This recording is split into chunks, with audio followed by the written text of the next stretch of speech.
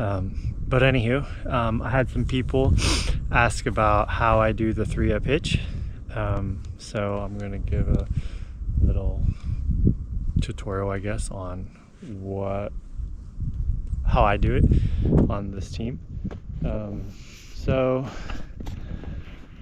I run D-ring harnesses instead of, say, a farm style traditional harness.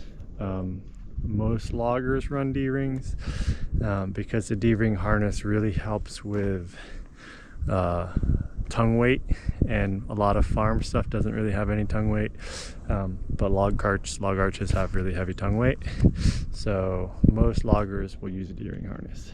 And the way that works, again, I'm no expert. There's lots of better videos and people to show you D-rings, but I'll give you a quick overview. So D-ring, it goes in your tugs. This is your tug coming off your hames. They cut it, they put the D-ring in it, and then they've got this strap coming here. It comes to a yoke up front. So I've got it tied up right now, but basically what that does is the weight of your tongue, when it's pushing down, it travels up this to their back. And I've got these big puffy pads on them, so it takes that heavy tongue weight off of their collar and their neck and puts it on their shoulder and the back. So it's just more comfortable for really heavy tongue things. Other stuff doesn't really make a difference. And you can have, I've got an Amish guy who got converted my traditional harnesses to D-rings, so I didn't have to buy a new harness. So you can have traditional harnesses converted over. So that's a very quick summary of a D-ring harness. Again, there's better videos, but that is how that works. So I guess I should go to the back. So this is a Pioneer log arch. I really like it. It's very sturdy, very durable, very strong. I've had no issues with it. I don't think I've ever actually broken anything on it, which is impressive for as many mishaps as we've had. We've flipped them over, had the teams run away, run into trees, so very good log cart in my opinion. But basically, your normal tongue position, this is your tongue, goes up between, so if this was a team setup, that's your tongue running between your two horses, comes back, and it would normally hook right into the middle here, through the pin, through your evener, and your tongue would come right out the middle. But for logging, you want your 3-up hitch, you want your center horse centered, and your other two evenly off to the side so that you can fit down a trail really easy. So this Z bracket,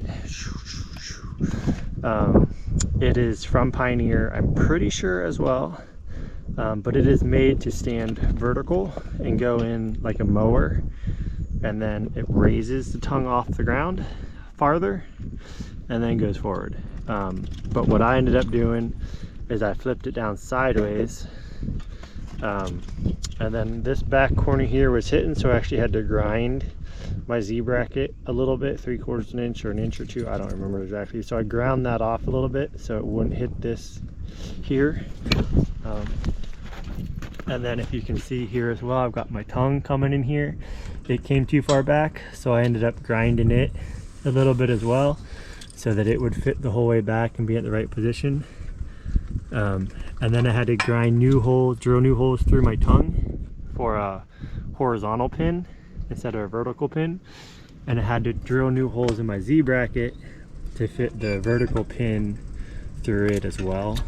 So this Z bracket, it's really nice. All you have to do is pull your pin, pop the tongue out, pull the Z bracket out. You can put your exact same tongue back over here, push it in, drop the pin through the normal hole in the tongue, and then you're back to your 2-horse tongue. And then the other part of it, I guess, is your evener. So this would essentially be a 2-horse evener here. You know, it comes back from the 1 horse over here to there. So if you had a 2-horse evener trail, all you do is pull the Z bracket out, put the tongue over, put the 2-horse evener in, And then you're back to a 2-horse hitch in 5 minutes. Super quick, super easy. And the only thing you have to lug around is the 3-horse evener and the Z bracket. So I really like how quick it is to change and to move around, and easy. So I'll get moving here a little bit and show you how this works. But basically you've got your, if you erase all this, that's your 2-horse evener. But then this really long one here, go into that. That gives it your 3 horses, so that as this horse lags behind these full, and you can see how it's all slanted here, so as they have a lot of flexibility to move around, but they're still all pulling together. So that's how the 3-horse evener setup with this works. You've got your center horse and your 2 side horses. Tongue is offset. I did it to the left, you could do it to the right, wouldn't make any difference. So that's how that works. So that's the 3-horse evener. My lines, I use same team lines. They come across your outside horses. So you've got your team lines with the 2 lines on them. They come the outside horse through your hames to your outside horse, from your other hames to your inside horse, from the outside horse across to the inside horse. So your inside horse, your middle horse, has direct reins. So it's got one on each side coming from you. So that gives you the most control over your inside horse. Then I use, I think they're called jockey straps. Don't quote me on that. From the hames of the middle horse, comes across and then hooks to the inside of the outside horse. So both outside horses are hooked from the hames to the bit, hames to the bit, and then you've got direct lines to your middle horse. So as this horse steps over this way, it pulls on the horse this way and directs the horse over. I really like it. I think it gives good control, but also protects the horses. The other way to do it, whenever I first started, an Amish taught me, and he would go from inside bit to inside bit, inside bit to inside bit. So if you have a horse like this that's very head bouncy and a brat, every time she did that, it would jerk the other horse's bit.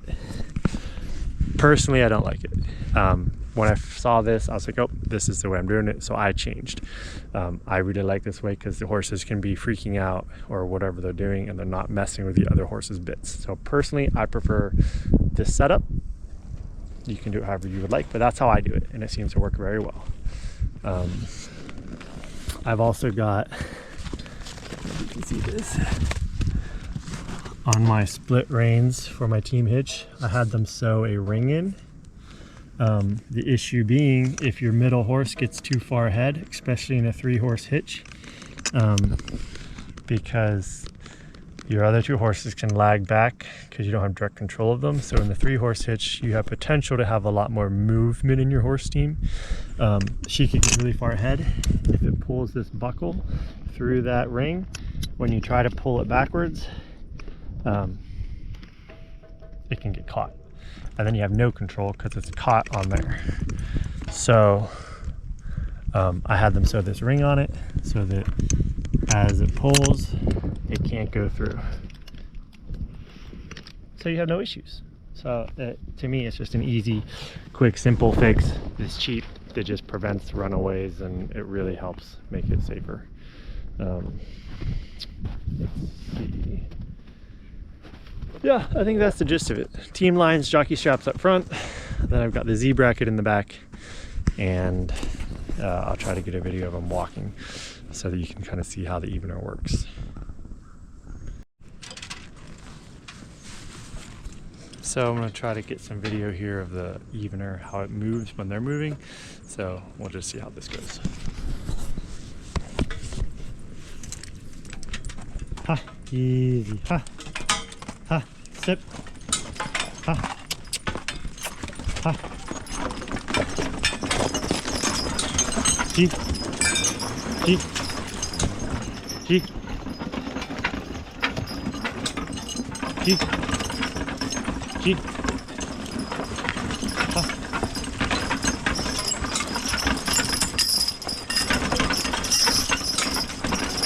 G. G. G.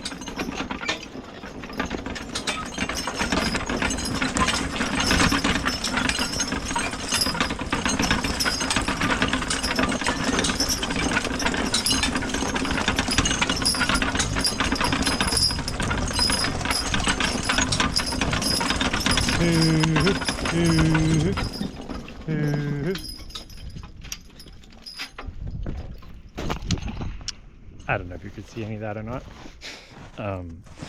but this here kind of gives you maybe a better view of how the D-ring works. So the weight from this comes back this strap and onto the back pad. Yeah. I was trying to show a little bit in the one video how the horses move left and right and in and out. So I'm not sure if that worked very well. So I'm going to try it again when we're walking back without a log. So it's a little easier to show you maybe how they have so much movement. You can kind of see right here actually. This horse is really far out to the right. These two are tied together a little better, so they don't have as much flexibility because of the yokes up front. But this horse really has a lot of flexibility to step out, step in, step back, step forward. So right now they're really wide and wouldn't fit very many places, but as we go back through the woods, you'll see her step in, and then she can bounce over, tight up against the other horse, and then jog around a tree. But that just kind of shows you how much flexibility she has to maneuver around trees. Back. Ha. Ha, sit. Ha. Ha. Ha. Good. Ha. Good team. Ha. Hip. Good team.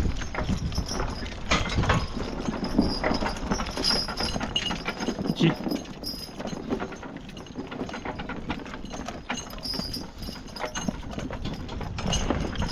Ha. I know there's one spot up here where it's kind of tight, and you can kind of see when they're jogging around each other.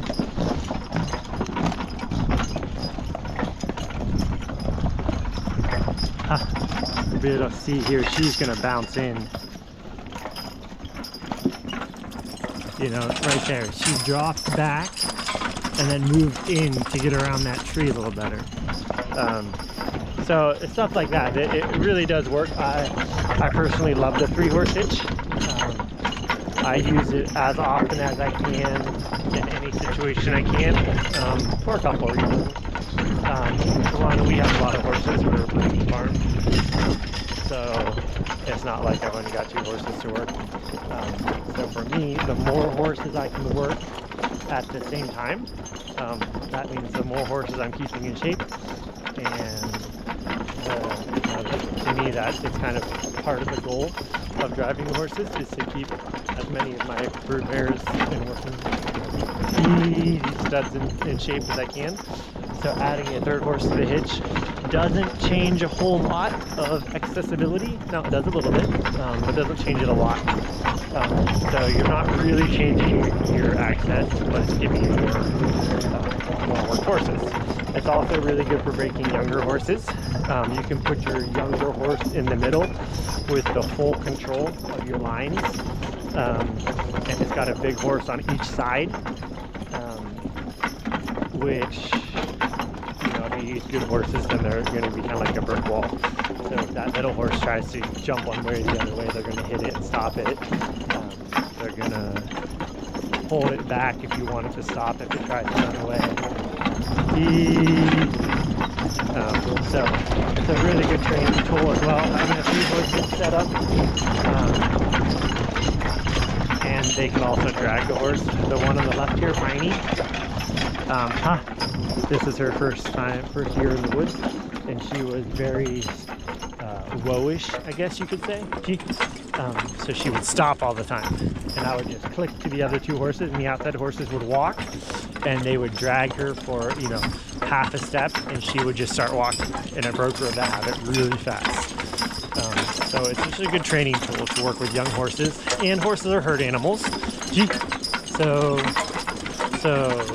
having 2 extra horses that are good and calm really keeps that other horse much calmer, and they're not afraid of things. So you're like, oh man, this is scary, and they try to freak out. But if both other horses are really calm, then that middle horse is gonna be like, okay, this is not scary. I'm okay here. Whatever we're doing is okay.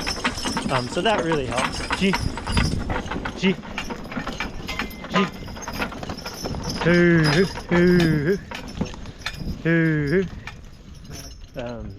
So I like it for that fact as well. There's lots of other factors, I suppose. But I guess what I would say to anybody thinking about it is I would try it. It is not as scary as it sounds. I know when I first started driving 3-up, I was super nervous, being like, what if I can't control the 3 horses? It's going to be different. It's scary. But honestly, I think it's probably easier to drive than a team hitch. The more horses tend to be calmer, again, herd animals. It drives with the same lines. You still only have, you know, a left and a right in your hand. It's not like you're driving with 3 sets or 2 sets of lines in your hand.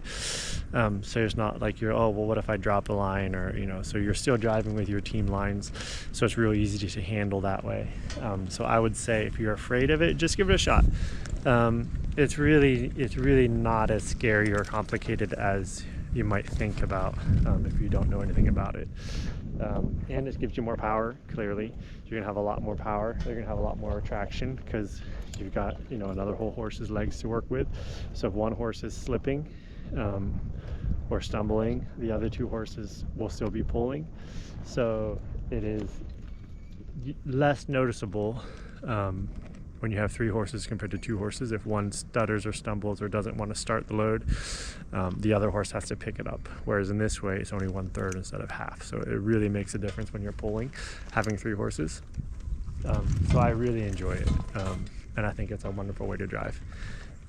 So I would highly recommend, if you're thinking about it, just try it.